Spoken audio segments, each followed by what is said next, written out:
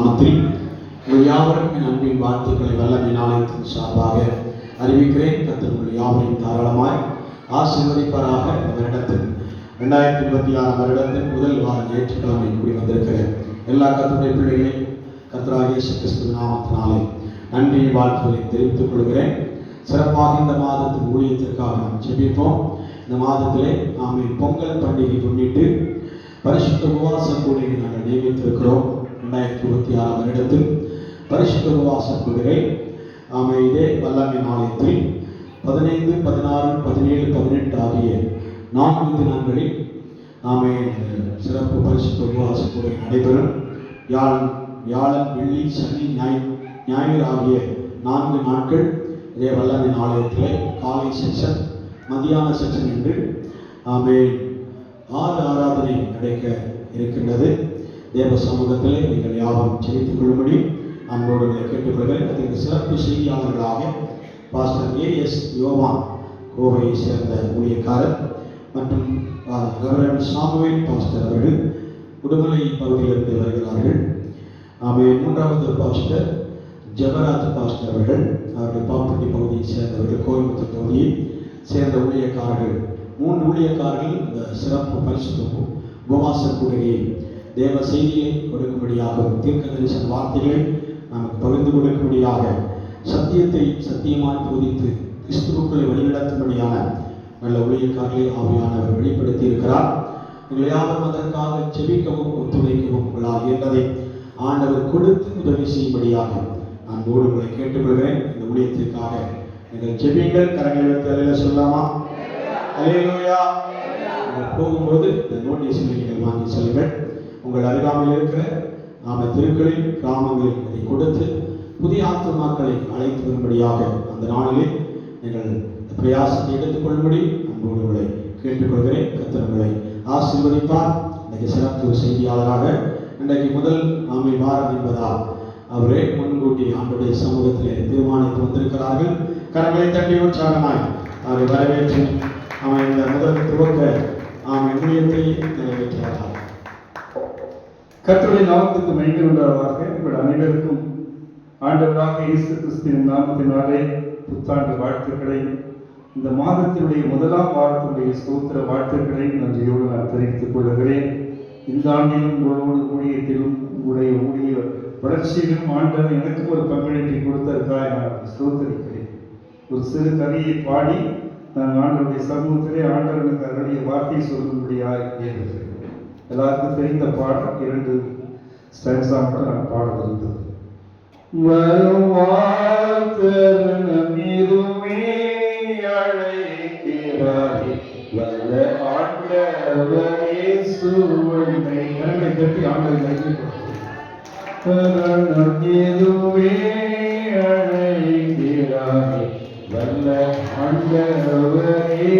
ஆண்டவரை வாழ்நாளெல்லாம் வீணாளால் வருத்தத்தோடு கழிப்பது ஏன்?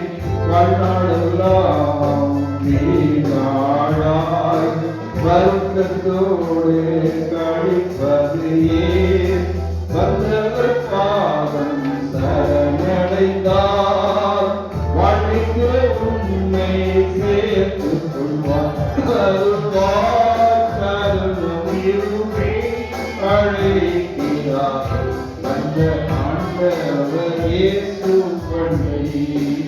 கட்டின வீடும் எல்லாம் பொருளோ, கண்டிடமோ உறவினரோ, கட்டின வீடும் எல்லாம் பொருளோ, கண்டிடமோ உறவினரோ, துறவிக்கு நாவி போனார் உடனோடு வாழ்வதில்லை வருவாய் தருணம் இதுவே அழைக்கிறாரே வல்ல ஆண்டவர் இயேசு பண்டை தீராத பாவம் வியாதியையும் வாழாத உந்தன் கலவினமோ தீராத பாவம் வியாதியையும் உந்தன் பலவீனமோ குறக்குறவில் சுமந்திருந்தார் காயங்களால் நீ உடம்படைய வருவார் தருணம் இதுவே அழைக்கிறாரே வல்ல ஆண்டவர் இயேசு வண்டை. அல்லேலூயா. இந்த நாளிலே தேவன் என்னோடு அதிகாலை 4 மணி வேளையிலே மனம், உடல், ஆவி என்ற 3 பொருளை கொண்டு உங்களுக்கு ஒரு தெளிவான சிந்தனையை களத்தை கொடுக்கும்படியா இடத்திலே இருக்கிறார். தேவ சமூகத்தில் முதலாவது இடம் பெறுகிறது சரீரமான உடல். உடல் எப்பொழுது பரிசுத்தத்தை விரும்புகிறதோ, உடல் எப்போது பாவங்களை செய்யாதபடி தன்னை காத்துக் கொள்வதோ, உடல் எப்பொழுது தேவனுக்கென்று தன்னை பயன்படுத்துகிறதோ அப்பொழுதுதான் தேவனிடத்தில் வாசம் பண்ணுகிறார். இப்பொழுதும் வேத வசனங்கள் விதைக்கப்படுகிற சபை அதிகமாக கூட்டம் வந்துவிடும் என்று சொல்ல முடியாது. அதிசயங்களும் அற்புதங்களும் நடக்கிற வல்லமையினாலே வாய்ப்பார். கரடத்தட்டின எல்லா இடத்திலும் காலைகளில செய்திகள் நடந்து கொண்டிருக்கிறது. எல்லாரும் தெரிந்த அளவுக்கு தேவன் தந்த ஆவியின்படி வார்த்தைகளை விதைப்பார்கள். நாள்தோறும் விதைக்கிறார்கள், வெள்ளிதோறும் விதைக்கிறார்கள், செவ்வாய்தோறும் விதைக்கிறார்கள், வாரத்தோறும் விதைக்கிறார்கள். ஆனால் அந்த விதை என்பது என்ன? விதை என்பது சரீரம். கரண்டை தட்டுக்கு பார்க்கலாம். விதை என்பது சரீரம். நம்முடைய சரீரம் பரிசுத்தப்படாமல் நாம் எதையும் செய்ய முடியாது. ஆனபடியினால்தான் ஆண்டவர் தெளிவுள்ளவராய், மாசற்றவராய், தன் சரீரத்தை பரிசுத்தம் உள்ளவராக வைத்திருந்தார். அதனால்தான் அவர் சொல்லுகிற பொழுது என்னுடைய உடலே உங்களுக்கு ஜீவ அப்பம் என்று சொன்னார். ஏன் வாரந்தோறும் சிறப்பு நாட்களிலே அந்த திருவிருந்திலே அவருடைய சரீரமாகிய அப்பத்தை ஏன் வைத்தார் என்று சொன்னால், நினைவு கூறுவதற்கான வழக்கமான பணிக்காக வைக்கவில்லை. அவரை போவது மாசற்றதாய் பரிசுத்தமாய். உடல் தான் எல்லாவற்றுக்கு காரணம். உடலில் இருக்கிற 5 புலன்கள் தான் எல்லாவற்றுக்கு காரணம். கண்ணை உண்டாக்குவர் காணாமல் இருப்பாரா? காதை உண்டாக்கியவர் கேடாமல் இருப்பாரா? வாயை உண்டாக்கியவர் பேசாமல் இருப்பாரா?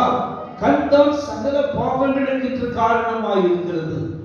வார்த்தைகளை கேட்கிற பொழுதே ஆவி நம்மை உடலில் பரிசுத்தப்படுத்த வேண்டும். கடந்த ஆண்டு முடிந்து புது ஆண்டு வந்து விட்டது. கேலண்டர் டர்வெண்டர் கிடைத்து விட்டால் தேதி மாறிவிடுகிறது. ஆனால் கடந்த ஆண்டு கடன் அப்படியே இருக்கிறது. கடந்த ஆண்டு ஆதி அப்படியே இருக்கிறது. கடந்த ஆண்டு பலவீனம் அப்படியே இருக்கிறது. கடந்த பிரச்சனையும் அப்படி இருக்கிறது. ஏதாவது மாறி இருக்கிறதா? இல்லை. உடல் தான் மிக காரணம். தமிழ்நாட்டிலே வாழ்ந்த மகா பெரியவர்கள் உடலை அறிந்து கொண்டார்கள். உடம்பே ஆலயம். உடலை யார் தூய்மையாக வைத்துக் கொள்கிறார்களோ, உடலில் இருக்கிற 5 புலன்களை யாராவது கண், காது, வாய் போன்றவர்களை தூய்மையாக வைத்துக் கொள்கிறார்களோ அவர்கள் தான் பரலோகத்திற்கு போக முடியும். எல்லாரும் பரலோகத்திற்கு போக முடியாது. இதை யோபு அறிந்திருக்கிறார். யோபு சொல்லுகிற பொழுது அவன் ஆண்டவரின் மீட்பர் உயிரோடு இருக்கிறார், அவர் வருகை நாளிலே அவர் பூமியிலே வீற்றிருப்பார். அவன் சொல்லுகிற வார்த்தை, பிறகு என் தோலை மாமிசமே அழிந்து போனாலும், என்னுடைய உடல்களிலே தோள்களே அழிந்து போனாலும், என்னுடைய மாம்சம் அவருடைய கண்களை காணும். மாம்சம் அவருடைய கண்களை காணும். இது ஏன் நான் உங்களுக்கு சொல்லுகிறேன் என்று சொன்னால், யோபு 19ஆம் அதிகாரம் 25, 27 இந்த திருவாக்கு சொல்லப்படுகிறது.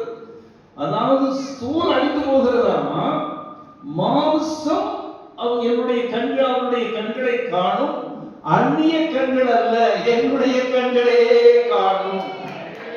பாருங்க, உடல் எவ்வளவு தெளிவா இருக்கான்னு பாருங்க. சாத்தானுடைய ப்ராஜெக்ட், சாத்தானுடைய பிளான் எப்பொழுதுமே சரீரத்தான் தொடுவான். நீங்க நல்ல நான் வச்சுக்கணும். சாத்தான் வேற எங்கேயும் போக மாட்டான். அவனுக்கு நம்ம பாடி கிடைச்சா போதும். அவனுக்கு பல வழியும் நம்ம பாடியில டிராவல் பண்ணுவான். சோர்வை உண்டாக்குவான், கண்டத்திரை உண்டாக்குவான், அசதியை உண்டாக்குவான், ஒழுங்கினத்தை உண்டாக்குவான், ஒழுக்கமில்லாத காரியங்களை கொண்டு போவான், நம்மளை திசை திருப்புவான். அதற்கு அவனுக்கு என்ன தேவை? சரீரம். சில பேர் கண்ணை தொடுவான், கண்ணில் இச்சைகளை உண்டாக்குவான். சில பேருக்கு காதை தொடுவான், வேண்டாதெல்லாம் கேட்டு கேட்டு கேட்டு அவன் நல்ல எண்ணங்களை தான் மாறி போயிடும். சில பேர் வாயை தொடுவான், ஆவியானவர் கொடுத்த அந்த ஸ்தோத்திர பலியான உதடுகள் கனிமொழியை விட்டுட்டு கெட்ட வார்த்தையே பழமொழியா வைப்போம், முதுமொழியா வைப்போம். இப்படி ஐம்புலன்கள் சரீரத்தை தீட்டுப்படுத்துவோம், சரீரத்துக்கு வேண்டியதுக்காக அலைவோம், சரீரத்துக்கு புசிப்பதும் குடிப்பதுமா இருந்தால் ஆதியாகமம் 6ஆம் அதிகாரத்தில் 6 சொல்லுகிறார், ஆண்டவரே கர்த்தரே சொல்லுகிறார், மனுஷனோடு என்னால் என் மனம் போராட முடியவில்லை. பாருங்க, ஆண்டவர் எங்கால் மனஸ்தாபப்பட்டிருக்காரா? உலகத்தை உண்டாக்கியவர், உங்களை என்னை உண்டாக்கியவர், எதில் சகலத்தையும் படைத்தவர் என்ன பண்றாரு? நான் என்னுடைய ஆவியிலே மனுஷனுடைய ஆவியோடு போராடுவது இல்லை என்று மனஸ்தாபப்பட்டார். ஆதியாகமம் 6ஆம் அதிகாரம் 6ஆவது வசனத்தில். என்ன இந்த ஆழமான உபதேசங்கள் எல்லாரும் கொடுக்க முடியாது. என்ன காரணம்னா அவங்க இல்லற வாழ்க்கையிலும் பொது வாழ்க்கையிலும் காயப்பட்டு அடிபட்டு வலிகள் இருந்து அவங்க சமுதாயத்தோடு போராடுகிறவர்கள் ஒருவருக்கு மட்டும்தான் ஆழமான சத்தியத்தை சொல்ல முடியும். கற்பிப்பது வேறு, போதிப்பது வேறு, அடையாளங்கள் சொல்வது வேறு.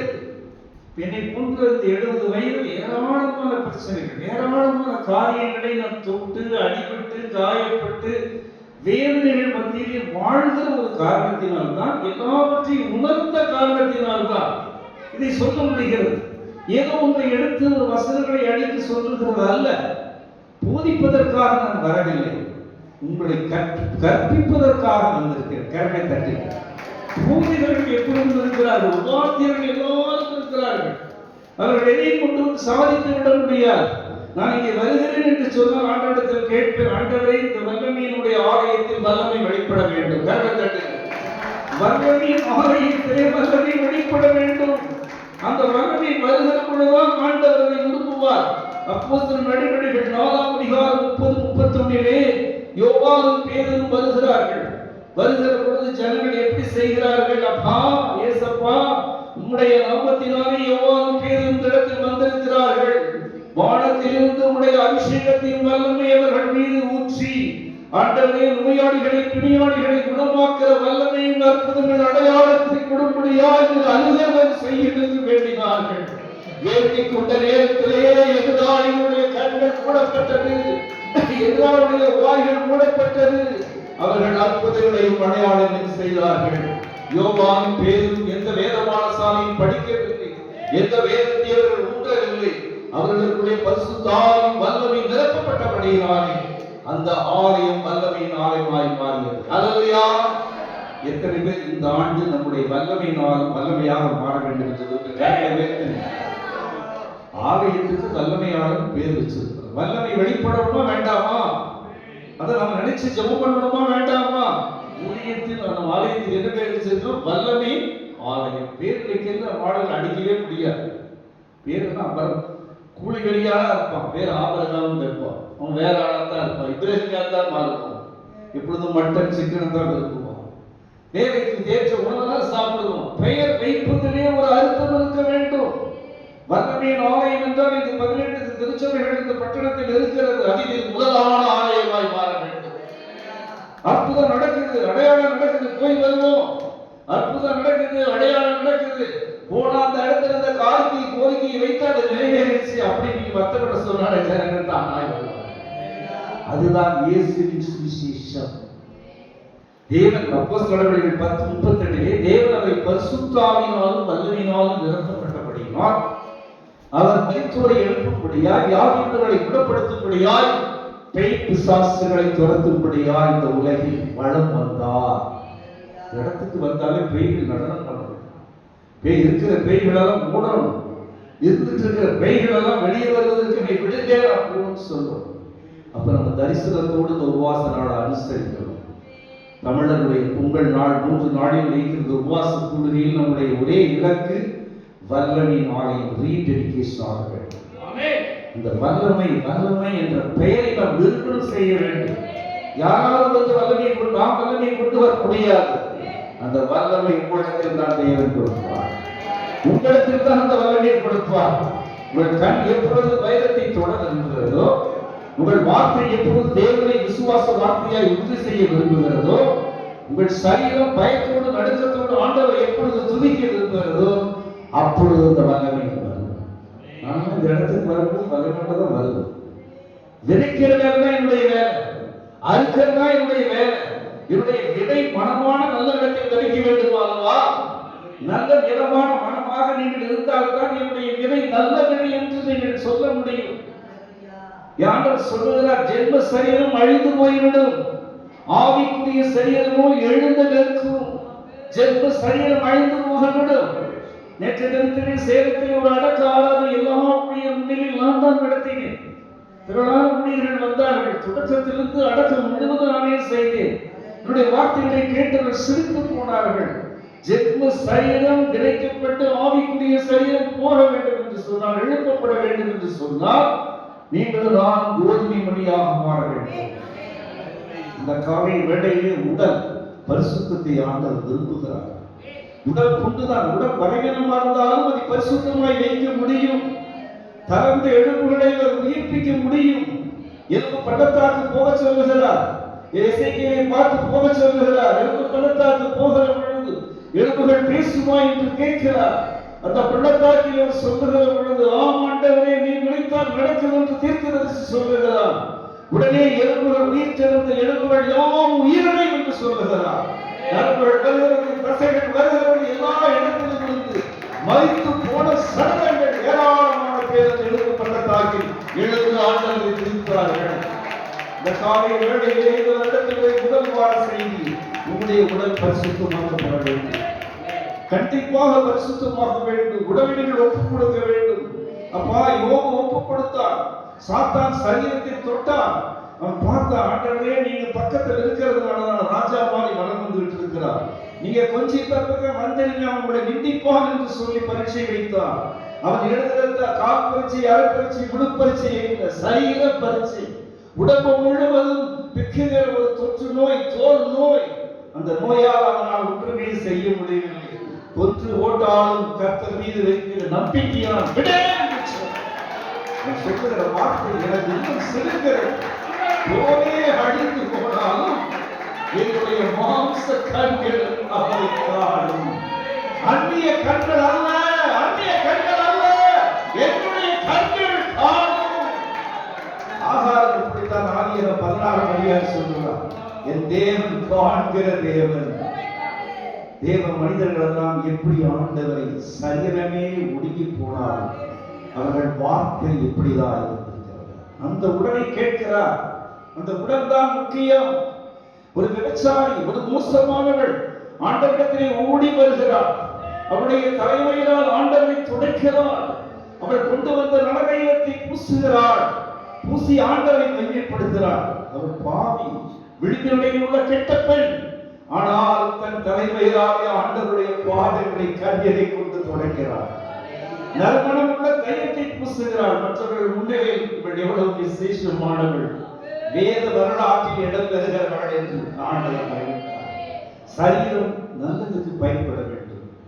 சரீரம் ஆண்டவரை ஆராதிக்க பயன்பட வேண்டும். கண் வேலை செய்யாவிட்டாலும் கரங்கள், விரல்கள் வேலை செய்ய வேண்டும். கண்களும் கரங்களும் வேலை செய்து கால் வேலை செய்யாவிட்டால் பிறகு சப்பானியை போன இயேசுவின் நாமத்தினாலே பிறகு சப்பானிக்கு எழுந்து நடக்கவே முடியாது. நாள்தோறும் பிச்சை எடுக்கிறவனாக இருந்தார்.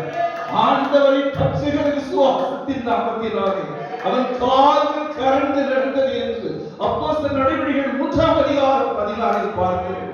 தினந்தோறும் பிச்சை எடுக்க அவன் எப்படி நடந்தான்?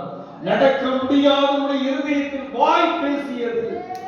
அதே ஒன்று எலியோனுடைய இருக்கிற பார்வையற்ற அந்த பத்திமை கண்கள் அவனுக்கு தெரியவில்லை. சரீரத்தில் கண்கள் பலகீனமாய் இருந்தது, புருட்டாட்டமாய் இருந்தது, பார்வையே இல்லாத சொல்லுகிறார். தேவரே, தாவீதின் குமாரனாகிய கர்த்தராகிய இயேசுவே, எனக்கு இரங்கும், எனக்கு இரங்கும். ஒரே அடியில் ஆண்டவர் அவன் பக்கம் திரும்பி வந்தார். ஒரே வார்த்தை தான் சொன்னார், தாவீதின் குமாரனாகிய கர்த்தராகிய இயேசுவே, எனக்கு இரங்கும், இரங்கும் என்று சொன்னார். ஆண்டவர் கண் தெரியாதவர். நமக்கெல்லாம் இது ஒன்று அழைப்புதல் கொடுத்துதான் வர வேண்டிய ஒரு கட்டாயம். அவனுக்கு இது ஒரு அழைப்புதல் யாரு கொடுக்கிறது? எரிகோவிலே இயேசு வருகிறார், இயேசு சுகப்படுத்துகிறார், இயேசு குணப்படுத்துகிறார் என்று யார் அவருக்கு இந்த நோட்டீஸை தரவில்லை. அவன் பாதசாரிகள் போகிற பொழுது எங்கே போகிறீர்கள்? இயேசு பாய்ந்த வழியில் போகிறார். சொல்லுகிறார். கேட்டவுடன் அவன், ஆண்டவரே, தாவீதின் குமாரனாகிய கர்த்தராகிய இயேசுவே, எனக்கு இறங்கும் என்று சொன்னான். அவன் போட்ட சத்தமான வார்த்தை, சத்தமான வார்த்தை, ஆண்டவரையே திரும்பி பார்க்க வேண்டும். அவனை என்னிடத்தில் அழைக்கிறார். நான் உனக்கு என்ன செய்ய வேண்டும் என்று ஆண்டவர் கேட்டார். அப்போது அவன் சொன்னான், நான் உம்மை பார்க்க வேண்டும். உடனே அவன் வெளிச்சத்தை கொடுத்தார். இந்த காலை வேளையிலே உங்கள் சரீரத்தை நீங்கள் பலவீனமாய் இருந்தால், முழங்கால் வழியாக இருந்தால், மூட்டு வழியாக இருந்தால், நிற்க முடியாமல் இருந்தால், பார்வை வீச்சு குறைவாக இருந்தால், உலகத்திலே பேசப்படுகிற 39 அடையாளப்பட்ட வியாதிகள் கூடத்திலே தொடங்கி இருந்தால், சர்க்கரை நோய் இருந்தாலும், தைராய்டு நோய் இருந்தாலும், அந்த வார்த்தைகள் எல்லாம் நான் சொல்ல விரும்பவில்லை. எது இருந்தாலும் தேவனிடத்தில் சரீரத்தை ஒப்புக்கொள்ளுங்கள். நான் டயபெட்டிக் பேச நீர் உள்ள வியாதி உள்ள ஒரு மனுஷன். காலையில ஒரு இறப்பு செய்தி வந்தவுடன் எனக்கு ஒரு 10 மணிக்கு வந்தது. உடனே 10 மணிக்கு இந்த பஸ்ல கிளம்பினேன். போற இடங்களை சாப்பிட விரும்பல, போற இடங்களை தண்ணீர் விரும்பல. அடக்க ஆராதனை முடித்து விட்டு தண்ணீரை மட்டும் குடித்துக் கொண்டு வீட்டில் வந்து நான் சாப்பிட்டேன். சரீரத்தை அப்படியா இருக்கிறேன். வேறங்களா அந்த 5 வண்டி நிறுத்த கிடைக்கிறதெல்லாம் வாங்கி சாப்பிட்டு நாங்கள் அந்த அடக்கத்தை கிளம்புறோம். இங்கிருந்து காலையில சாப்பிட்டேன், மத்தியானம் சாப்பிட்டேன். அடக்காராதனை 4 மணிக்கு முடிச்சது. ஏன்னா 3:30 மணி வரை சேலட்டுக்காக வீட்டுக்கு வரும்போது 11:30 மணி. 12 மணிக்கு வந்து குடிச்சிட்டு ஜெபம் பண்ணிட்டு தான் சாப்பிட்டேன். டயாபெட்டிக் உள்ள ஒரு நோய், சர்க்கரை நோயாளியெல்லாம் இருக்கக்கூடாது. சரீரம் பெரியது. சரீரமே அழிந்து விட்டாலும் என் இயேசு பெரியவர். கரங்களை தட்டிட்டு பாருங்க. சரீரத்தை அப்படி ஒப்புக் கொடுக்க வேண்டும். அப்பா, இந்த சரீரம் உடையதப்பா, எலும்புகள் உடையதப்பா. அப்பா, எலும்புகள் எல்லாம் உயிரடைந்து சொன்னீரே. அப்பா, என் சரீரம் உமக்காக இருக்கிறதப்பா, உமக்காகத்தான் அப்பா நான் வாழ்கிறேன். அப்பா, புதிய வயதிலும் பணியிலும் குடியிலும் உரைப்படியும் உமக்காகத்தான் வாழ்கிறேன். அப்பா, என்னோடு ஏற்படும் என்று நீங்கள் வாழ ஆரம்பிக்க வேண்டும். அதான் புது ஆண்டு. வார்த்தைகளை எடுத்து எடுத்து பேசி கூர்மையாய் செய்கிற உபதேசங்கள் கேட்க செயல்படாது. நீங்கள் அதிசயமாக வாழ வேண்டும். உங்களுடைய பிறவி அதிசய பிறவி. உலகத்திலே மனித பிறவி ஒரு அதிசய பிறவி. அதிசயமாய் படைத்திருக்கிறார். அவர் அதிசயம் செய்ய வந்திருக்கிறார். கடவுளை சொல்லுகிறார், அதிசயங்களை காண கடவுளை. நீங்கா 7-8 நேரம் சொல்லுகிறது, சத்துவேனை கண்டு நீ சந்தோஷப்படாதே. நீ கீழே விழுந்தாலும் எழுந்திருப்பாய், இரவில் நடந்தாலும் கர்த்தரை வெளிச்சத்தில் நடத்துவார். இந்த காலை வேளையில் உடல் நிறைவது முக்கியம். உடலில் எந்த தெய்வானங்கள் இருந்தால், உடலில் எந்த பலவீனங்கள் இருந்தால் நீ அதை பெரிதாக எடுத்துக் கொள்ள வேண்டாம். தகவலிக்கான ஆட்டுக்குட்டியை தேவன் தான் பார்த்துக்கொள்வார். சரீரத்தை முழுமையா சரண்டர் பண்ணும்போதுதான் இந்த வர்ணனின் ஆலயத்தில் ஆண்டவர் வேலை செய்வார். சரீரத்துக்கு உணவு வேணும், உணர்ச்சி இருக்கிறது, ஒழுங்கின்மை இருக்கிறது, ஆசை இருக்கிறது. எல்லாமே சரீரத்தினால்தான் வர பிரச்சனை. புதுவருஷத்துக்கு நல்ல ட்ரெஸ் போடணும், நல்ல கம்பியாக கட்டுற வாட்ச் கோல்டு கலர்ல கட்டணும், கட்டுற புடவை மேட்சிங்கா இருக்கணும். எல்லாம் சரீரம் சரீரம் சரீரம். இந்த சரீரத்தில் தேவன் ஒழுங்கி இருப்புகிறார். அதற்கு ஆவியானவரை அழைக்க வேண்டும். ஆவியானவர் அழைச்சாத்தான் சரீரத்தை தூய்மைப்படுத்துவார். அதான் ரகசியம். ஆவியானவர் கூப்பிடணும். நம்ம இங்க மட்டும்தான் கூப்பிடணும். ஆவியானவர் திறந்தோடு கூப்பிடணும். கூட்டத்தான் வருவார். அப்போஸ்தலர்கள் 1:8 நீங்கள் பரிசுத்த ஆவியானவர் உங்களுக்குள் வருகிற பொழுது, ஒரு பாயிண்ட் கரெக்டா வைக்கிறார். அப்போஸ்தலர்கள் 1:8 நீங்கள் பரிசுத்த ஆவியினாலே பலனடைந்து. வந்தாதானே பலனடைய முடியும், வந்தாதானே பலனடைய முடியும். எனக்கு உள்ள கலாத்தியர் 4:6 படி, சகரியா 4:6 படி ஆவி இருந்த பேச முடியுது. எந்த ரெஃபரன்ஸ் எடுக்க வேண்டாம். உடனே வார்த்தைகளை ஆண்டவர் கொடுப்பார். ஏன் கொடுப்பார் என்றால் வாழ்வதற்கான வழியை கொடுப்பார். வேதம் என்பது ஒரு ஃபார்முலா. ஆனா நீங்களும் நாம் பேசுகிற வேதமாய் மாற வேண்டும். அல்லேலூயா. இது அடிப்படை, இது ஃபண்டமெண்டல். நாம் பேசுகிற வேதாகமாய் மாற வேண்டும். அந்த வார்த்தைகளை மக்களுக்கு எடுத்து சொல்லி மற்றவர்களை ஈர்க்க வேண்டும். ஏன் மற்ற ஜனங்க ஏத்துக்க மாட்டேங்கிறாங்க? மற்ற ஜனங்க ஏன் மாற்று உபதேசங்களுக்கு போறாங்க? மற்ற ஜனங்க ஏன் மாற்று வழிபாடுக்கு போறாங்கன்னா இதை இன்னும் உலகத்தில் சரியாய் சிகிச்சை செய்ய ஆளுகள் இல்லை. கரணத்துக்கு பார்க்கலாம்.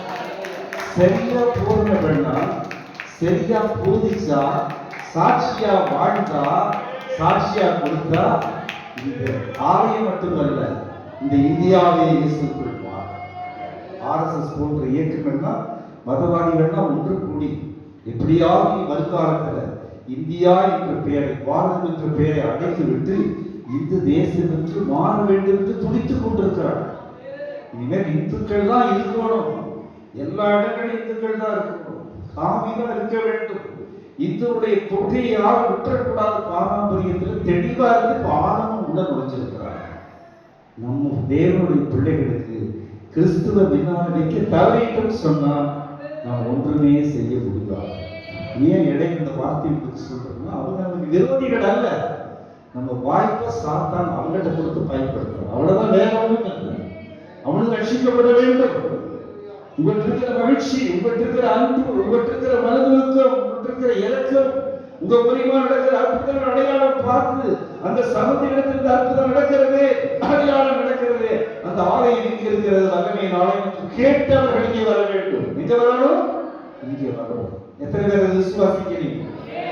உங்க மனதுக்குள்ள வல்லமையின் ஆலயத்தை குடிச்சு இந்த காலைகளில் ஒரு பாரம் ஏற்படும்.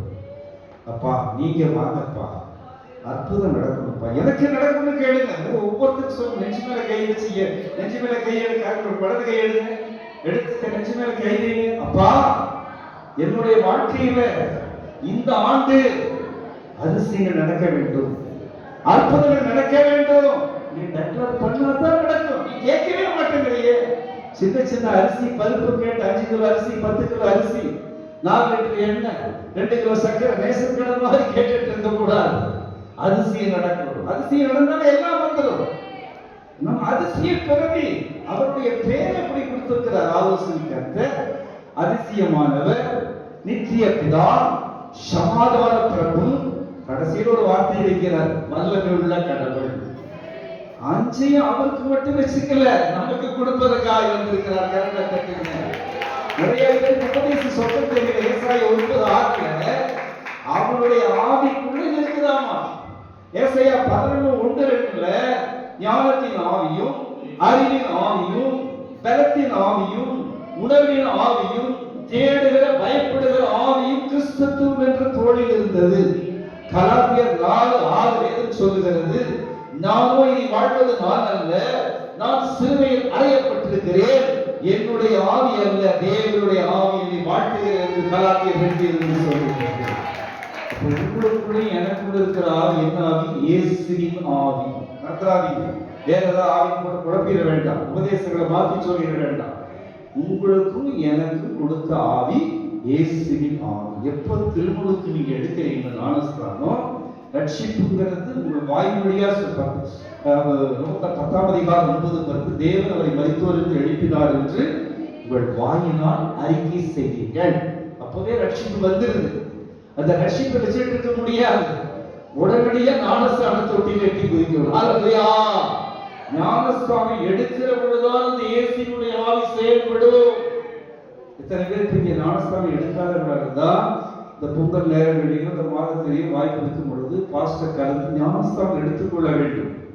ஒருவன் ஜலத்தினால் ஆவியினால் பெறவாவிட்டால் விண்ணக அரசுக்குள் போக முடியாது.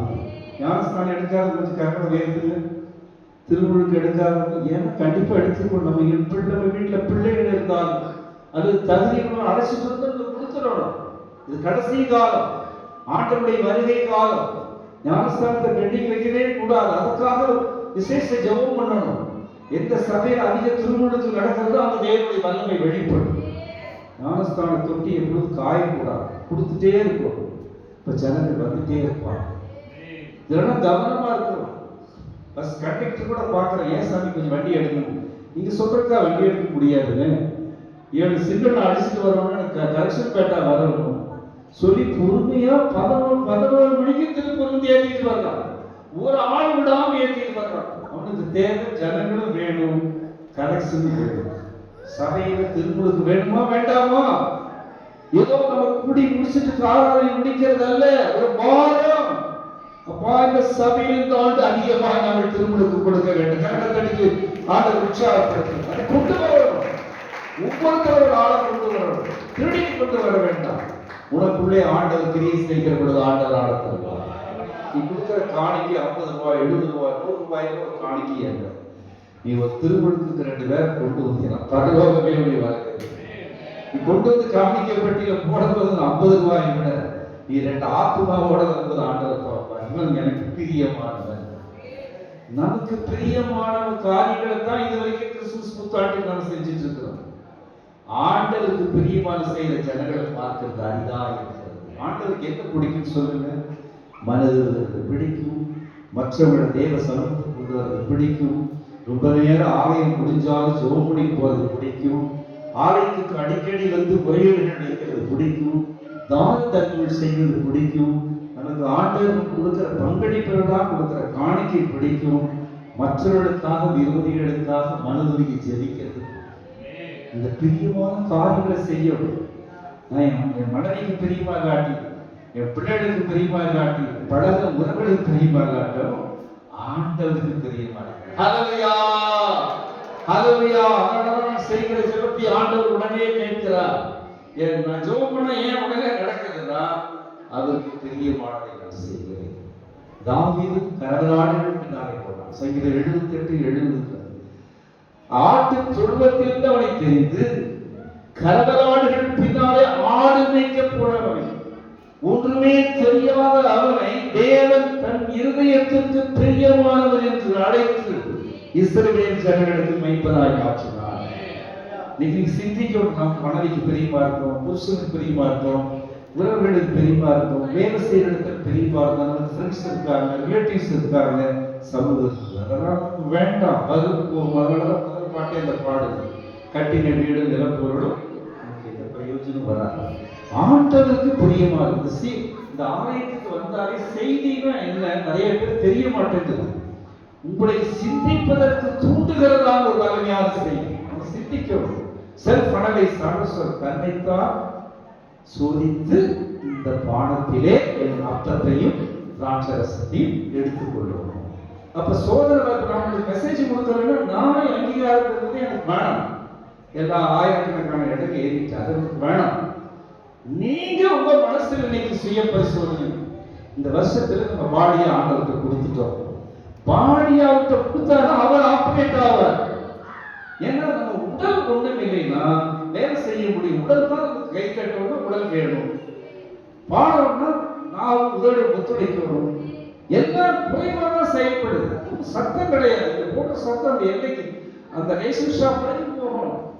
இது என்னடா இப்படி கத்துறாங்க கொஞ்சம் பேரு, இது சம்திங் இல்லை, ஏதோ முக்கியமா இருக்கு. அவன் வரணும், எதிராளி வரணும். எதிராளி வருவதற்கு சத்தம் தேவை. ஆண்டவர் சத்தம் போடுகிறார். எலியா சத்தம் போட்டு ஜெபித்தான், சத்தமாய் ஜெபித்தான். ஆண்டவரே மேல்வீட்டிலே, ஆண்டவரே ஏழை விதவை சரிபார்த்து விதவை, ஒன்றுக்கு வழியெல்லாம் விதவை, மரணத்தையே வரவைத்த இந்த விதவையினுடைய வீட்டிலே இந்த பிள்ளையாண்டவருக்காய் ஜெபிக்கிறேன், அப்பா இறங்கும் என்று சத்தமிட்டு ஜெபித்தான் என்று சொல்லுகிறது. அவன் ஆலிங்கனப்படுத்தி சத்தமிட்டு ஜெபித்தவுடன் மரண தருவாயில் இருக்கிற சரிபார்த்து விதவையினுடைய மகன் பிழைத்தான் என்று சொல்லுகிறது. சத்தம் மிகவும் முக்கியம். ஆண்டவரை ஜெபிக்கும் போது லாசர் மரிக்கும் போது லாசரை பிடிப்பதற்கு என்ன சொன்னார்? லாசரே வெளியே வா. ஒருத்தர் தான் கூப்பிட்டார், எல்லாரும் வந்துட்டாங்க. இப்ப சத்தம் போடுறாங்க இல்லையா? சத்தம் போடுகிற இடம் ஆலயம் என்பது சத்தம் போடுகிற இடம். நல்ல சத்தம் போட்டு பாடும், சத்தம் போட்டு ஆண்டவர் துதிக்கணும். உடனே காயம், நாக்கு வரணும். என்ன எங்க அப்பா பெரியவர், எங்க அப்பா ஏசி பெரிய கரங்களை தட்டுங்க, தட்டிக்கொண்டே இருங்க.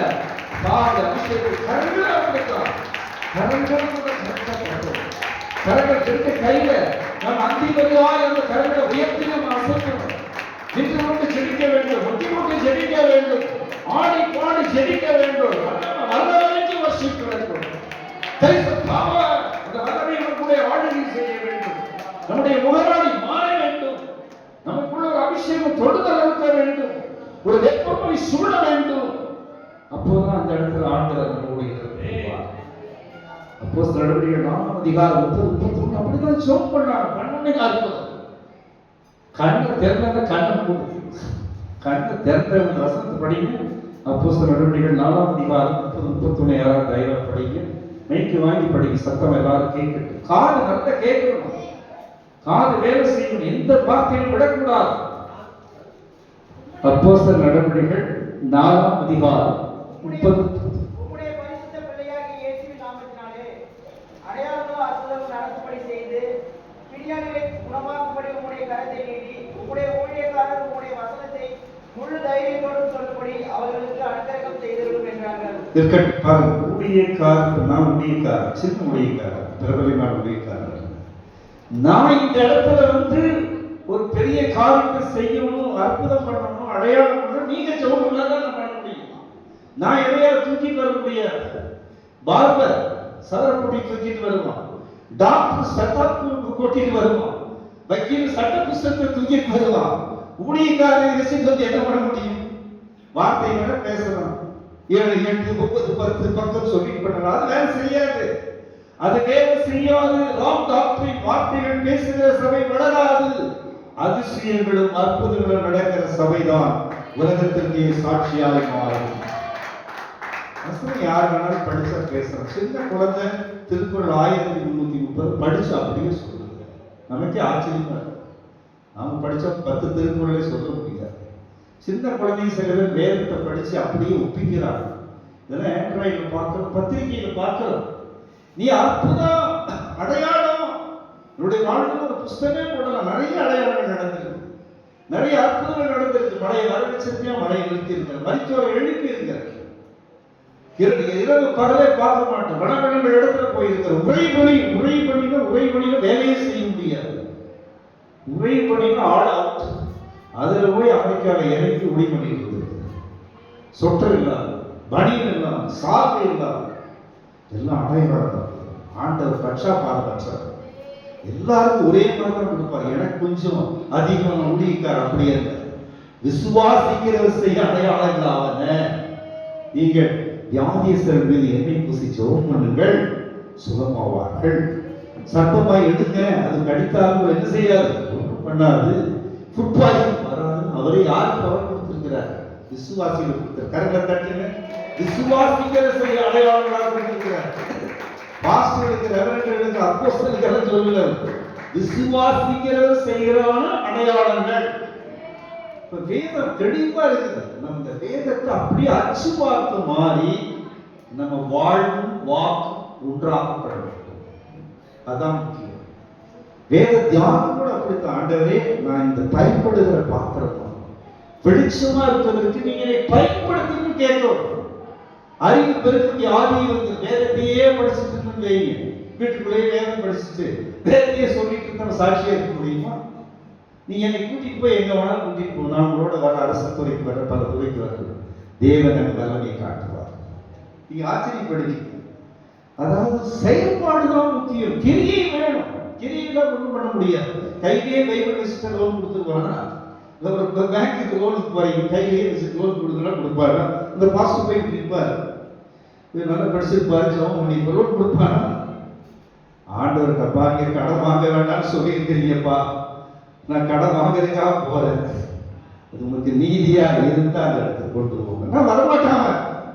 இல்லாட்டி அந்த மேனேஜரை சொல்லி உங்களுக்கு கடன் வேண்டாங்க, வேற வழி சொல்லித்தர வழிகாட்டு இருப்பா. கரெக்டா தட்டி பார்க்கலாம்.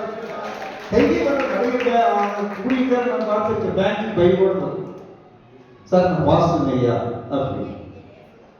அதுக்காக அங்க வேலை செய்யாது, வட்டி கடையில வேலை செய்யாது, மருத்துவமனையில் தரகாணி கடையில பைபிள் வச்சுட்டு உயிர் கொடுத்துருவாங்க டாக்டர்.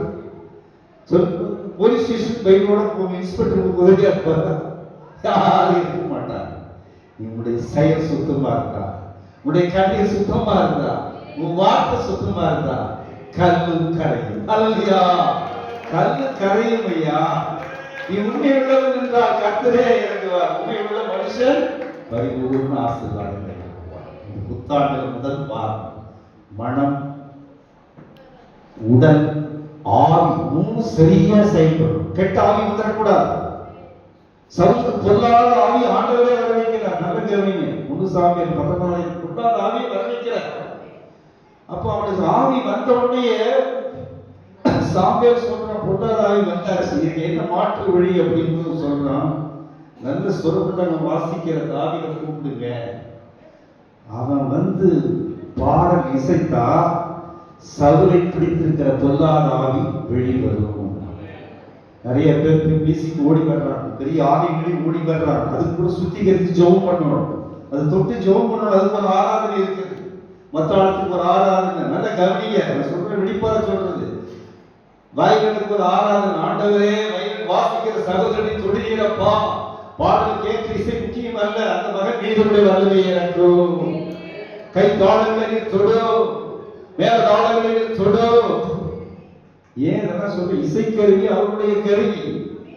கிண்டாராவது, சுரமண்டலாவது, வாயு அவர், கிட்டத்தட்ட 14 கருவிகள் ஆகுது. நம்ம 2 கருவி வச்சு ஓடி ஓடி பார்ப்போம். முடிச்சா பாடுவோம், என்னென்ன ஏதோ ஒரு லைனை போட்டு தட்டுவோம், அதே லைன் எடுத்து கொடுத்தோம். எல்லாம் கிரியைகள். இசை நாங்கள் இளையராஜா நெருங்கி நண்பர் அவர் சொல்ற மாதிரி எல்லாமே செட் பண்ணி வச்சிருவாங்க. வச்சு ஆன் பண்ணா என்ன ஆகணும்? அதே டியூன் கொடுத்துட்டு வேலை முடிஞ்சது. இப்ப ஒரு பாட்டு பண்ண வந்து அவர் டியூன் கொடுத்துருவாரு, என்ன செய்யும்? அது வேலை செய்யும். அதல்ல அபிஷேகம், அவரோட நிக்க முடியாது. அந்த மிஷினுக்காக ஜெபம் பண்ணணும். வழிபடுத்த நிறைய காரியங்கள் இருக்குது. இந்த மாதிரி பூச்செண்டுகளாம் அபிஷேகத்துக்குரியதல்ல. எல்லாத்தையும் மாற்றி என்னென்ன வைக்கணும், எதென்ன வைக்க கூடாது முட்டி போட்டு ஜெபம் பண்ணணும். அப்ப பலிப்படுத்துற திருவிருந்து, அப்பம், வேத புஸ்தகம், பரிசுத்தவான்கள் உட்கார்ந்த அமர்வுகள் எல்லாவற்றையும் பார்ப்பார். எனது மகா படிப்பு நான் எடுத்து ஆக்கிரமிக்க முடியாது. விளையாட்டல்ல, காணிக்கை அவருடைய இடம், விண்ணப்ப பொட்டியவருடைய இடம். வேதத்தில் என்ன விஷயங்கள் சொல்லி இருக்கிறதோ அதை எல்லாத்தையும் நம்ம தூய்மைப்படுத்தி வைக்கிற பொழுது தேவன் அழகா இருப்பார். விளையாட்டான காரியங்கள் அல்ல. ஒரு சபை நடத்திட்டு எல்லாம் முக்கியம். நீங்க உட்கார அமர் முக்கியம். நல்ல உட்கார முடியும்னா நீங்க பாடி உட்காருங்க. ஆண்டவரே, நான் தகுதிப்படுத்துகிறதோட சேர்ந்து உட்காருங்க. நீ உட்காரும் போது நீ பயந்து நடக்கிறதோட உட்காட்டா பரவாயில்ல. நீ ஏதோ வீட்டில் உட்கார்ந்து இருக்கிற வாக்கிங் சேர் மாதிரி உட்கார்ந்துட்டு இருந்த ஆண்டவர் பார்ப்பார். எவ்வளவு பெரிய வசனம் வருகிறது, எவ்வளவு பெரிய பாடம் வருகிறது, எவ்வளவு பெரிய வல்லமை வெளிப்படுகிறது. நீ 700 ரூபாய் 600 ரூபாய் நுண்கல் சேர்ந்து அப்படியே லேசா உட்காந்து தட்டி விட்டுருவார். இங்க நீ உட்காருவ, படுக்க முடியாது. இங்க உட்காருவ, வீட்டுக்குள்ள படுக்க மாட்டார். ஐயோ படுத்தா தூக்குறதில்ல. இங்க நீ முட்டி போட்டு ஜெபிக்கிறதுக்கு, அப்பா எனக்கு கொஞ்ச நாள் பாய் இருக்கட்டும், ஜம்காட இருக்கட்டும்பா, அபிஷேகம் வந்தவரை நான் சேர படிக்கிறேன். விளையாட்டு இதெல்லாம் நான் கண்ட அனுபவத்தில் சொல்றேன். கஞ்சி குடிச்சதுக்கு தான் அமுத உணவை பற்றி அர்த்தம் தெரியும். கிடைத்த துணிப்பட்டவனுக்கு தான் புது ஆடையுடைய மகிமை தெரியும். எப்பொழுதும் ஏழ்மையிலிருந்து தாழ்மையிலிருந்து வெளியே வர வேண்டும். இந்த காலை வழிகள் ஏழை ஜனங்கள் இங்க எல்லாரும் ஆசீர்வதிக்கப்படும். இனிமேல் பணம் கேட்டோம், வீடு கேட்டோம், மனை கேட்டோம் கேட்காதீங்க. ஆண்டவர் அவர்களுக்கு ஏற்ற வேளையில் அதனதன் காலத்தில் எல்லாவற்றையும் ஏற்றினார். அவருக்கு பிடிச்சதுன்னா உடனே தந்துருவார். அவர் ஏதோ நோக்க வைத்திருப்பார். வேலைக்கு வைத்திருப்பார், வீட்டுக்கு வைத்திருப்பார், மனைக்கு வைத்திருப்பார், மங்கள வாழ்வுக்கு வைத்திருப்பார். அவர் திட்டத்தை நம்ம மாற்றக்கூடாது. அனுமதிக்கு பல வருஷம் ஜெபிக்கிறது. நானே சில காரியங்கள் பல வருஷம் ஜெபிக்கிறது. சில காரியங்களுக்கு பல நிமிடம் ஜெபிக்கிற உடனே நடந்தது. கரெக்டா தட்டுங்க சீக்கிரம். அருமையான சகோதரி, அரசாங்க தேர்வுகளுக்கு நிறைய நாட்கள் செலவழிச்சு ஜெபிச்சு அவங்க எழுதலாம்.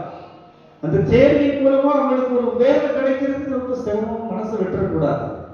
அந்த வேலையின் தேவன் நாம் மகிமைப்படுத்தலையா இருப்பார். கரெக்டா தட்டுங்க. அதுக்காக 1000 முறை நல்ல கிடைக்கும். தாமஸ் ஆல்வா எடிசன் 1000 முறை சோதனை பண்ணான். அவன் எந்த கலாசாலைக்கு போல படிச்சிருக்கிறான். படிக்கிற வேதத்தை படிச்சாங்க, அவங்க படிக்க வச்சாங்க. இந்த வேத வார்த்தை நம்பினார்கள். 1000 முடிந்த பிறகு இந்த வெளிச்சத்தையே தரும்படியாக, உலகத்திற்கு விண்ணுடைய தரும்படியாக, வெளிச்சத்திற்கு டிவியை தரும்படியாக, உலகத்திலேயே மின்சாரத்தின் வழியாக அறிவியலை கண்டுபிடித்த தாமஸ் ஆல்வா எடிசனாக இன்றும் அவர் பேசப்படுகிறார். நிலவுக்கு முதல் போனார் நீல் ஆம்ஸ்ட்ராங், மைக்கேல் கார்லின். அங்க போனவங்க, ஆண்டவரே உடைய வார்த்தையின்படி மனுஷன் இவ்வளவா இது மேன்மைப்படுத்திருக்கிறது. இந்த நிலவு மண்டலத்திலே முதலாவது நாம் மைமைப்படும்படியாக இயேசுவின் சிலுவை கொடி ஏற்றினார். இதெல்லாம் தேவ வசனத்துலதான் செயல்பட்டிருக்கிறார். அதனால இந்த காலை வேளையில தேவனுடைய வார்த்தையில உங்க உடலை நீங்க பரிசுத்தப்படுத்த ஒப்பு கொடுக்க வேண்டும். சோப் போட்டு ஒரு முறை குடிச்சா நல்ல வெள்ளையாயிரும், 2 முறை குடிச்சா வெள்ளையாயிருக்கிறதெல்லாம் வேண்டாம்.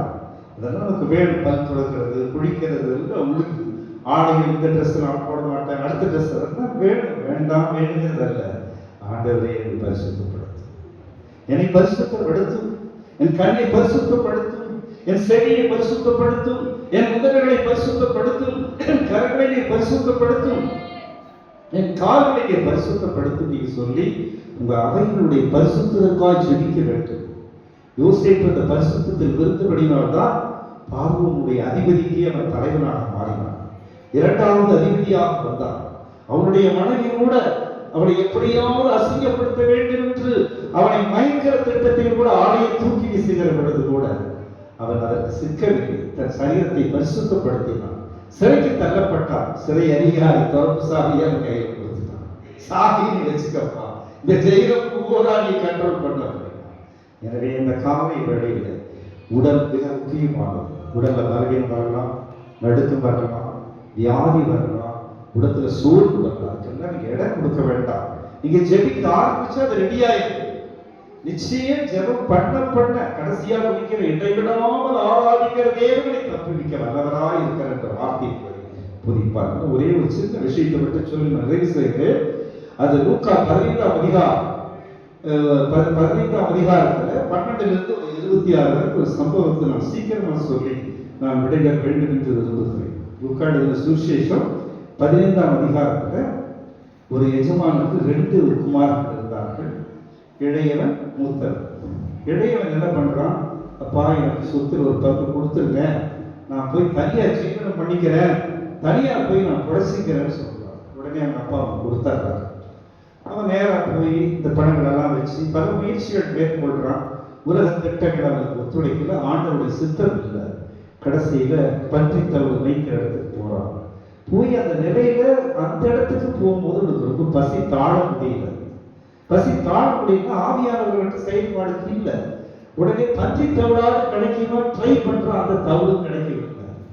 ஆனா அவனுடைய அப்பா செய்கிற ஜெபம், அவங்க அப்பாவுடைய வேண்டுதல், ஆவியானுடைய திட்டம் என்ன பண்ணுது, எங்க தகப்பனுடைய வீட்டுல ஏராளமான பேர் வேண்டியதெல்லாம் சாப்பிட்டு திருப்தியா இருக்காங்க, எனக்கு இந்த பண்டித்தவிடு கூட கிடைக்க விருப்பம் இல்லையே அப்படின்னு சொல்லிட்டு ஒரு பாவ அறிக்கை செய்யறாங்க. நான் பரத்துக்கு விரோதமாகவும் என் தகப்பனுக்கு விரோதமாக நான் பாவம் செய்தேன், நான் ஒரு கூலிக்கு பாத்திரவான் அல்ல என்று சொல்லி என்ன பண்றான், மனம் திரும்புறோம். மனசு மனம் திரும்புகிறது நமக்குள்ளேயே வரணும். நீங்க கேட்ட எத்தனை பேருக்கு சக்தி உங்களுக்கு புரிஞ்சிருக்கு, நீங்க சந்தோஷமா நீ புரிஞ்சிருக்குதா வசனம், நான் சொன்னது தெளிவா இருக்குதா, சரியா கேட்டிருக்கிறீங்களா? அப்போ மனசை நம்ம தொடரணும். அதுக்காக நெஞ்ச சொன்னேன். அவன் மனசு அப்படி சொல்லி வாயை திறந்து அறிக்கைப்படுறான். அப்பவே அப்பா பாவ அறிக்கை அப்பவே டெக்ளேர் பண்றான். சிஎஸ்ஐ, இசிஐ, லுத்தரன் சர்ச் எல்லாம் அந்த பாவ அறிக்கை வைத்திருக்கிறாங்க. அது பாராட்டுக்குரியது. சொல்ற விதம் மட்டும் வேறு.